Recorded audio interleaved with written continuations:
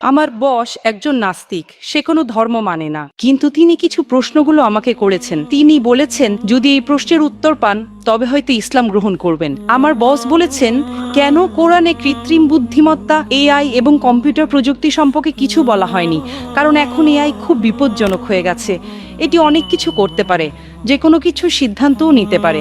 আমার বস এই ব্যাপারে খুব কৌতূহলী। ধন্যবাদ। আপনার বসকে বলুন কোরআন কোনো সায়েন্সের বই নয়, SCIENCE। যদি কোরআন সায়েন্সের বই হতো তবে এটি বিশাল আকারের হতো। এই যে ভবনটি দেখছেন এর ভেতরে যত বই রাখা সম্ভব সব বই মিলেও এর সমান হতো না। যদি কোরআন বিজ্ঞানের বই হতো আর এতে সব বৈজ্ঞানিক তথ্য উল্লেখ করা থাকতো, তাহলে কোরআন এতটা বিশাল হয়ে যেত যে আপনি কোনোদিনও তা পড়ে শেষ করতে পারতেন না। কোরআন কোনো সায়েন্সের বই নয়। সায়েন্স, আপনি যদি জিজ্ঞাসা করেন কোরআনে কি লেখা আছে 2 আর 2 মিলে 4 হয়, না, কোরআন কোনো সায়েন্সের বই নয়, এটি নিদর্শনের বই, SIGNS। তাই আমাদের দেখতে হবে কোরআনে যা কিছু বলা হয়েছে তা যেন ভুল না হয়। যদি আপনি মনে করেন যে কোরআনের সব কিছুই উল্লেখ থাকা উচিত, তাহলে ভাবুন তো বিজ্ঞানে কত হাজার হাজার PhD আছে, doctor, engineer, heart specialist, brain specialist. এই সব কিছু যদি কোরআনে লেখা হতো আর আপনি তা পড়া শুরু করতেন, তাহলে আপনার পুরো জীবনেও তা শেষ করতে পারতেন না। ঠিক না বেঠিক? সুতরাং কোরআনে বিজ্ঞানের সবকিছু উল্লেখ নেই, দয়া করে ভুল বুঝবেন না। কিন্তু কোরআনে যা কিছু বলা হয়েছে তার কোনোটাই ভুল নয়। যদি কোরআনে এমন কোনো বৈজ্ঞানিক তত্ত্ব থাকে যা ভুল প্রমাণিত হয়, তবে তা আল্লাহর পক্ষ থেকে হতে পারে না। আর যদি কোরআনে এমন কিছু বলা হয় যা বিজ্ঞান অনেক পরে, 200 বা 400 বছর পরে আবিষ্কার করেছে, তাহলে সেটাই মুজিজা। তাহলে প্রশ্ন হলো কোরআনে AI এর কথা বলা হয়নি কেন? কোরআনে এটা কেন থাকা উচিত? কোরআন কোনো বিজ্ঞানের বই নয়, কিন্তু আল্লাহ জানেন ভবিষ্যতে কি আসতে চলেছে। আমি আপনাকে ব্যাখ্যা করছি।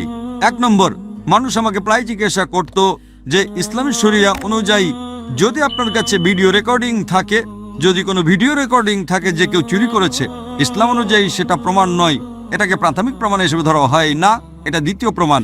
10 বছর বা 20 বছর আগে যে কোনো সাধারণ আদালতে যদি আপনি CCTV ফুটেজ দেখাতেন আর তাতে চোর ধরা পড়তো যে কেউ চুরি করছে, সেটাই যথেষ্ট ছিল। কিন্তু ইসলামে তা নয়, ইসলামে চোখের সাক্ষী প্রয়োজন। তখন মানুষ অবাক হয়ে বলতো এটা কেমন ধর্ম, কোনটা বেশি নির্ভরযোগ্য, প্রত্যক্ষদর্শী নাকি ভিডিও রেকর্ডিং? কোনটা ভালো, ভিডিও রেকর্ডিং ঠিক না ভুল? আপনার বসকে জিজ্ঞাসা করুন। সুতরাং 20 বছর আগে যদি আপনার কাছে ভিডিও রেকর্ডিং থাকতো তবে তা ইসলামের চেয়ে সুবিধাজনক না।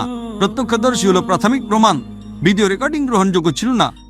আজ যখন কৃত্রিম বুদ্ধিমত্তা এসেছে, আপনি সহজেই আপনার ডাকাতের একটা ভিডিও তৈরি করতে পারেন। সুতরাং এখন মানুষ জেগে উঠেছে। আজ এটি প্রাথমিক প্রমাণ নয়, তাই ইসলাম অনেক উন্নত। আল্লাহ জানতেন AI আসতে চলেছে। আপনার বস জানতেন না, আপনি জানতেন না, আমিও জানতাম না, কিন্তু আমি বিশ্বাস করতাম। আমি বলেছিলাম না ইসলাম সঠিক, হয়তো আগামীকাল কিছু ঘটবে।